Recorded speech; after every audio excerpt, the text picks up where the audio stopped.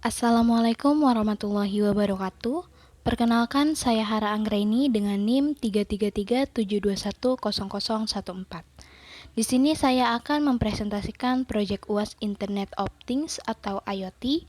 Sebelumnya di sini Pak Andi telah memberikan soal mengenai proyek yang harus dikerjakan.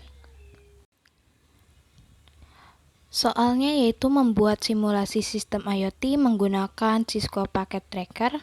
Simulasi dibuat berdasarkan salah satu tema di bawah ini, yaitu ada Smart Home, Smart Agriculture, Medical IoT, Smart City, dan juga Industrial IoT.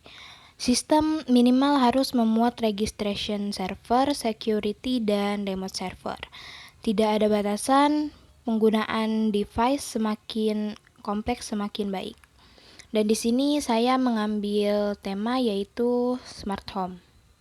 Langsung saja ke simulasinya. Oke, ini adalah halaman simulasinya. Sebelumnya di sini saya sudah membuat terlebih dahulu simulasi IoT-nya. Dikhawatirkan akan memakan waktu yang lama jika membuat dari awal. Tapi di sini saya akan menjelaskan secara detail mengenai pembuatan proyek ini. Oke, langkah pertama yang dilakukan adalah kita memerlukan server, switch, dan juga router. Server ini dapat berfungsi sebagai penyimpanan data sentral untuk perangkat IoT yang memungkinkan pengumpulan dan analisis data yang efisien. Data dari perangkat IoT dapat dikirim ke server untuk penyimpanan jangka panjang, pemrosesan data, dan pengambilan keputusan berdasarkan analisis. Itu merupakan fungsi dari server. Selanjutnya ada switch yang berfungsi sebagai perangkat jaringan yang menghubungkan berbagai perangkat IoT dalam suatu jaringan lokal atau LAN. Switch juga membantu mengoptimalkan lalu lintas data di jaringan dengan mengirimkan data hanya ke perangkat tujuan yang tepat, sehingga meningkatkan kecepatan dan efisiensi jaringannya. Oke, selanjutnya ada router yang memiliki peran penting dalam mentransfer data antara perangkat IoT di jaringan lokal dan server eksternal. Oke, langkah berikutnya adalah menghubungkan antara server, switch, dan juga router. Di sini kita hubungkan dengan menggunakan kabel connection yang sudah disediakan di Cisco Packet Tracker ini. Setelah ketiga item ini terhubung, kita akan men-setting atau mengatur di bagian item router. Kita klik item routernya, lalu kita pergi ke halaman GUI.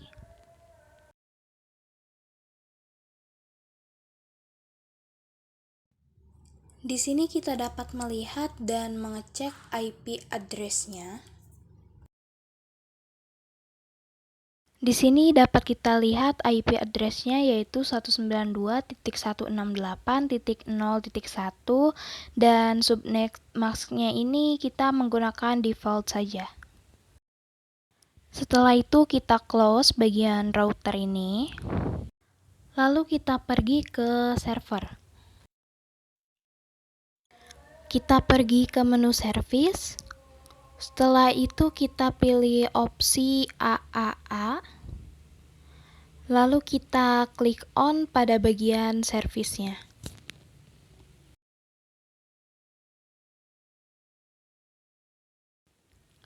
Di sini kita bisa menginputkan client name dan secret atau password-nya. Di sini sudah saya setting dengan client name yaitu home. Lalu client IP-nya. Ini client IP-nya. Secret atau passwordnya di sini pas 123 dan server type-nya yaitu radius. Setelah itu kita klik add.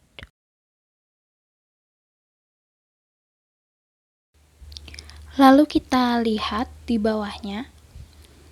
Nah, di sini kita bisa menginputkan nama-nama item yang akan kita gunakan pada simulasi. Di sini saya menggunakan 29 item yang digunakan di simulasi kali ini. Oh iya, di sini untuk nama item atau bendanya serta passwordnya tidak bisa memakai spasi dan maksimal karakternya itu hanya 16. Setelah selesai kita inputkan semua item-item smart home yang akan kita gunakan serta sudah diberi password, kita close halaman ini. Lalu kita masuk lagi ke item router. Kita masuk ke bagian GUI, lalu ke wireless. Kita pilih wireless security. Nah, di sini kita ubah security modenya menjadi WPA2 Enterprise, lalu radius servernya yaitu 192.168.0.10 dan share secretnya yaitu pas123. Dan di sini network name atau SSID-nya saya ubah juga jadi home. Lalu kita klik save. Semuanya sudah tersimpan, kita bisa cek di bagian config di menu wireless. Nah, di sini sudah sesuai dengan apa yang diinputkan di bagian GUI tadi. Untuk melihat apakah sudah terhubung atau belum, kita bisa ping melalui server, lalu pilih desktop dan pilih command prompt. Di sini kita ketikkan ping, lalu kita masukkan IP-nya yaitu 192.168.0.10. Kita enter. Nah, di sini sudah terlihat jika seperti ini berarti sudah terhubung. Setelah disetting dan sudah terhubung, nah, di sini kita akan mengatur atau melakukan setting untuk item-item smart home yang digunakan. Misal di sini saya akan mengatur item kipas. Lalu kita klik Advanced. Setelah itu kita pilih I/O config. Nah, di sini network adaptornya kita ubah, yang tadinya non, kita ubah jadi yang opsi ke-5 ini, ke-6.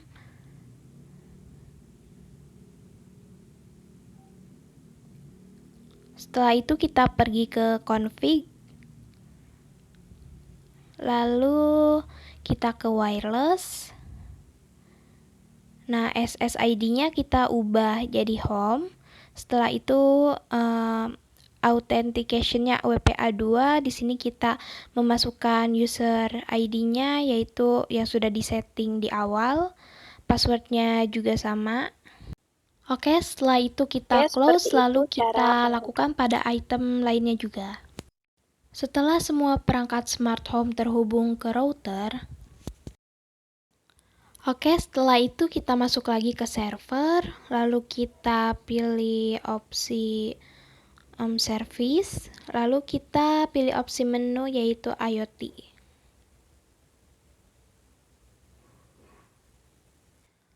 Oke, di sini registration servernya kita on-kan dan untuk username dan password apabila kita belum melakukan registrasi itu di sini akan kosong. Jadi default username dan passwordnya itu kosong. Oke, setelah itu kita akan menambahkan satu buah item yang digunakan untuk mengendalikan perangkat-perangkat smart home-nya. Bisa menggunakan laptop ataupun PC. Di sini saya menggunakan laptop. Di sini kita klik item laptopnya, lalu kita pilih desktop dan kita pilih yaitu IP configuration. Nah, di sini kita setting IP address-nya yaitu 192.168.0.5 dan default gateway-nya yaitu 192.168.0.1. Setelah itu kita masih di halaman desktop dan kita close bagian IP configuration-nya. Lalu kita pilih web browser. URL-nya kita masukkan sesuai dengan IP kita. Di sini saya masukkan 192.168.0.10. Lalu kita enter. Nah, di sini apabila kita belum memiliki akun registration server, kita bisa sign up dan membuat akun. Tapi karena saya di sini sudah membuat akun, kita langsung sign in aja dengan username Hara dan juga passwordnya 123. Jika kita belum melakukan registrasi dan baru membuat akun, itu tidak akan ada perangkat yang terhubung di sini. Nah, bagaimana cara menghubungkannya? Caranya kita klik salah satu item smart home, saya pilih di sini kipas. Setelah itu kita masuk ke config, lalu kita masuk ke setting. Nah, kita scroll ke bawah, di sini ada IoT server. Nah, IoT server ini defaultnya yaitu biasanya home gateway. Nah, di sini saya ubah settingannya menjadi remote server. Nah, untuk server address-nya, di sini saya masukkan IP-nya yaitu 192.168.0.10. Lalu username-nya sesuai dengan yang registration server tadi yaitu Hara, dan password-nya yaitu 123. Nah, sebelum kita berhasil mengkonekkan remote servernya, di sini tulisannya yaitu connect. Nah, setelah kita koneksikan, itu tulisannya akan berubah menjadi refresh. Lalu kita close dan lakukan hal yang sama pada item lainnya. Di sini saya menggunakan item tambahan untuk melakukan simulasinya, yaitu ada item api. Untuk menggunakan item api ini, kita harus membuat sedikit program. Di sini kita klik apinya, lalu kita pergi ke advance, lalu ke programming. Nah, di sini sudah saya buat yaitu ada api dengan format JavaScript. Lalu kita klik main.js. Nah, ini default untuk menjalankan apinya.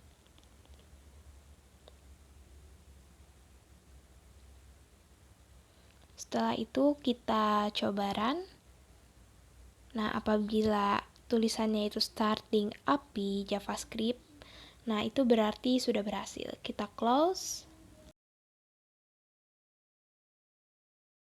Jika sudah menghubungkan perangkatnya dan melakukan registrasi server serta remote server, kita masuk ke registration server lagi melalui web browser, menggunakan password dan username yang sudah kita buat tadi di saat registration server.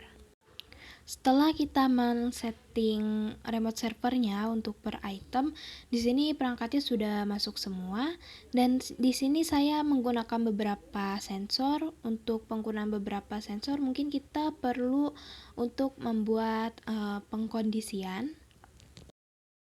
Nah, di sini saya sudah membuat pengkondisian untuk beberapa sensor. Di sini ada keamanan garasi, keamanan halaman depan, kipas ruang tamu nyala, kipas ruang tamu mati, kipas kamar nyala, kipas kamar mati. Nah, di sini itu berdasarkan sensor yang kita gunakan pengkondisiannya, dan juga actionnya ini berkaitan dengan item-item yang berhubungan. Oke, di sini saya akan mencoba untuk menjalankan simulasinya.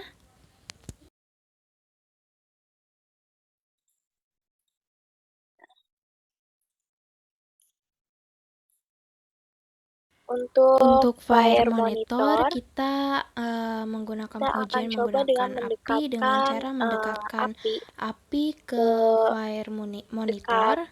Lalu kita lihat apa yang akan terjadi. Nah, ketika api didekatkan ke fire monitor, maka sprinkler yang ada di dapur itu akan menyala dan menyiramkan air. Selain itu juga sirine akan menyala yang akan memberikan peringatan kepada pemilik rumah. Selain daripada itu juga jendela akan terbuka dan juga pintu akan terbuka, serta lampu juga akan mati, seperti itu.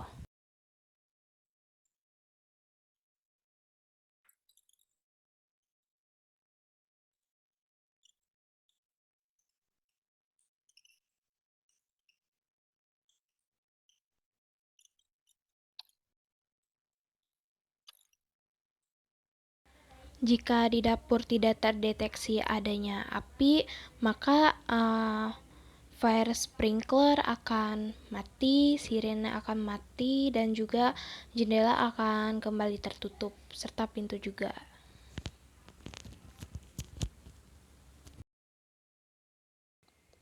Oke, untuk selanjutnya itu ada keamanan garasi. Apabila sensor laser ini mendeteksi adanya orang yang melewati sensor laser ini, maka garasi akan otomatis tertutup untuk mengamankan isi garasi di dalamnya. Selain itu juga sirine dalam garasi akan menyala.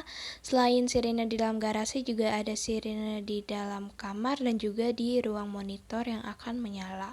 Hal itu bertujuan agar pemilik rumah tahu, karena tidak setiap saat pemilik rumah itu berada di garasi.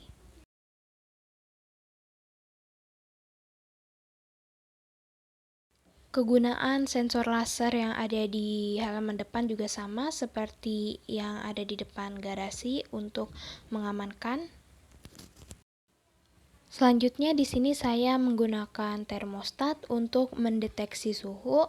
Apabila suhunya lebih dari 15 derajat, maka kipas di ruang tamu akan menyala dan jendela di ruang tamu juga akan otomatis terbuka. Jika suhunya di bawah 15 derajat, maka kipas akan kembali mati dan jendela ruang tamu juga akan tertutup. Untuk penggunaan termostat di bagian kamar juga sama seperti penggunaannya pada ruang tamu. Selain menggunakan sensor secara otomatis, kita juga bisa mengontrol perangkat smart home kita secara manual melalui web browser, melalui perangkat PC atau laptop yang sudah terhubung di server tadi. Misal di sini saya akan membuka garasi. Tinggal kita klik bagian garasi lalu kita on-kan. Nah, garasi akan terbuka. Begitu juga dengan perangkat smart home lainnya. Oke, mungkin seperti itu simulasi yang dapat saya lakukan. Apabila terdapat banyak kekurangan, mohon maaf. Wabillahi taufiq wal hidayah. Wassalamualaikum warahmatullahi wabarakatuh.